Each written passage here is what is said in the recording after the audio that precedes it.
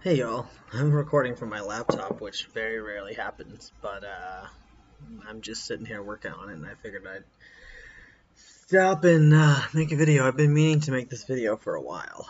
Um, I've been making quite a few fertility related things, but I haven't shared them publicly yet. So I feel like I've been making content, and I haven't really. Lately, my dysphoria has really spiked again.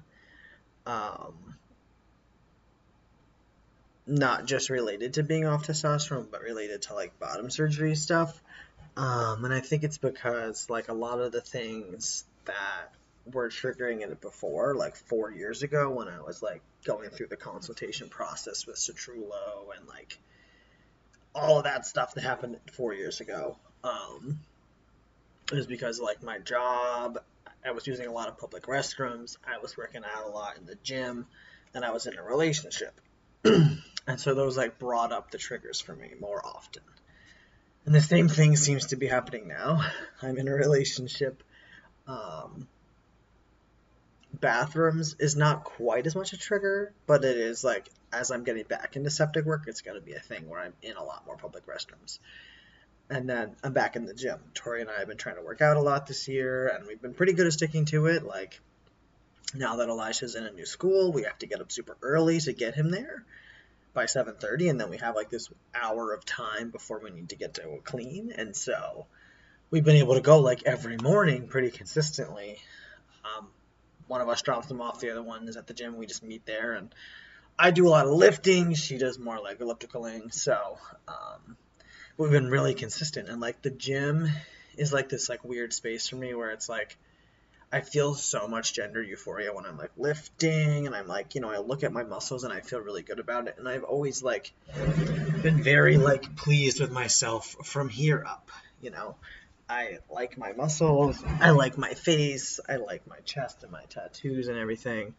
And it's always been like my hips and my lack in my crotch area that has always bothered me. And I feel it more when I'm at the gym, and it's like I can feel so euphoric, like lifting really heavy and feeling super strong. And then I look at myself in the mirror and I'm like, oh, but I'm so curvy and I don't look like these other men that are around me.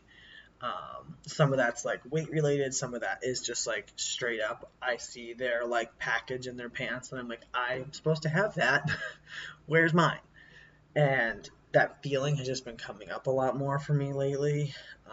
And I would say the gym is probably the biggest trigger of it right now.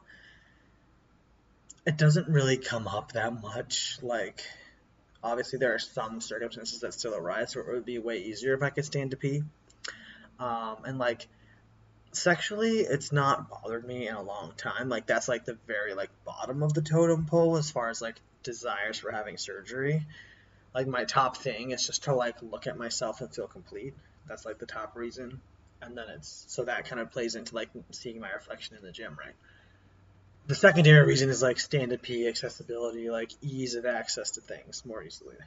And third tier would be like having sex in a way that I feel like is natural to me, you know. Not that I'm unhappy with how things are, but um, those are like the tiers of like why I would want to do it. And like obviously, I was going through consultations 4 years ago, and thankfully, I did not go through with Dr. Citrullo because that became a whole mess. I don't even remember if I really like recapped that, but the short version is his method was experimental and he wasn't really upfront with that with people, and he botched a lot of guys up and then pieced out and left them hanging in Boston. He went to California and a bunch of guys basically had to restart the whole process. So I'm very glad that like COVID slowed things on that, and that I was able to like see people's experiences and say, I'm not feeling comfortable with this anymore. Um, and of course, I feel bad for the guys who got stuck uh, in his trap, basically. But anyway, so then after that, it kind of was like, well, if I can't do the abdominal phalloplasty I was thinking about, then I don't really want to do it. So I had kind of pivoted back to, I'm not really going to get to do this. Maybe I'll do a metoidioplasty. And then I discovered, like I made a video about a few months ago, the pipe phalloplasty, which is a new abdominal method. Um, and I figure by the time I'm even like consulting him, he'll have done several years of surgeries. Um, so that kind of gave me hope again, which is kind of, I think, also where it kind of came up. It was like, oh, this is a reality. Like, this is something I can make a reality now.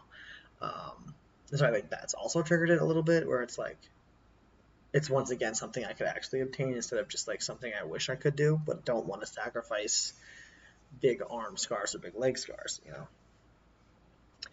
So just been like really on my mind a lot lately, and like definitely being off T kind of brings it up more because that is obviously added to my curviness in the lower half.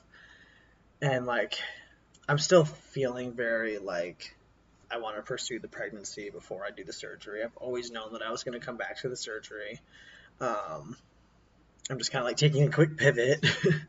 It's obviously like many years away because obviously first I would want to have a pregnancy, hopefully. Then I would need to have a hysterectomy, and then I can pursue a staging. So I already know those things.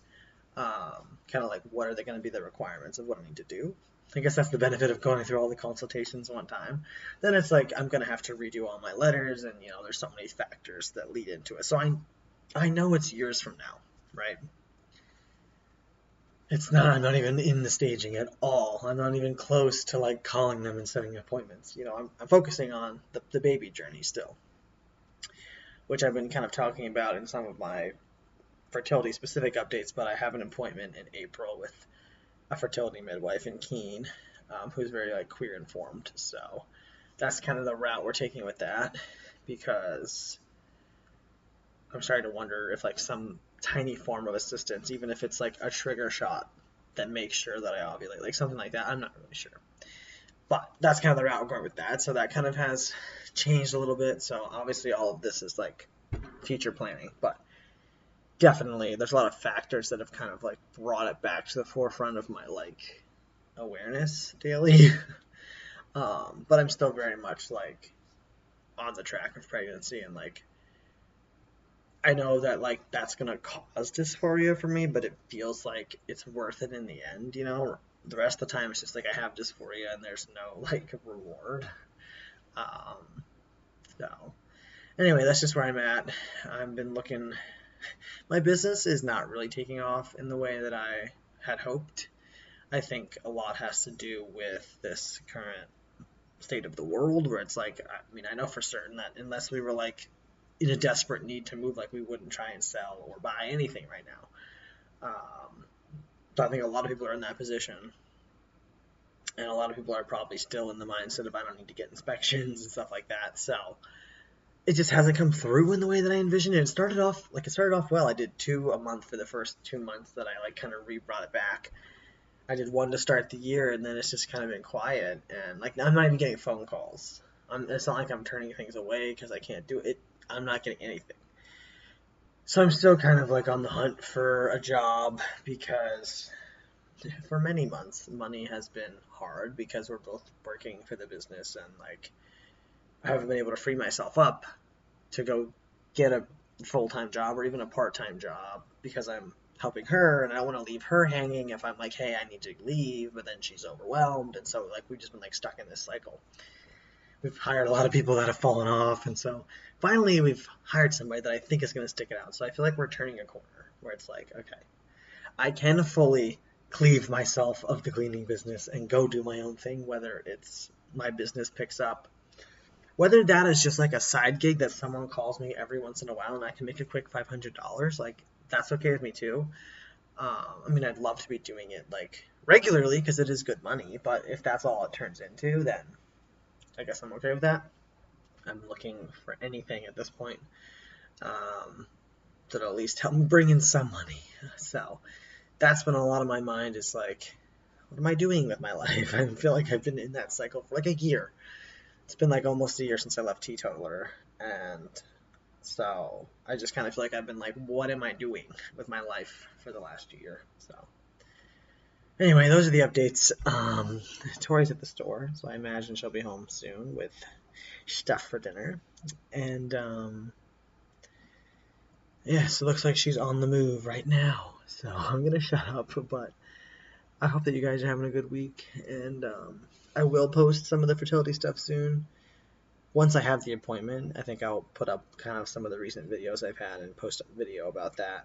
Um, but yeah, so stay tuned, and thanks for listening all this time, and I'll talk to you guys next time.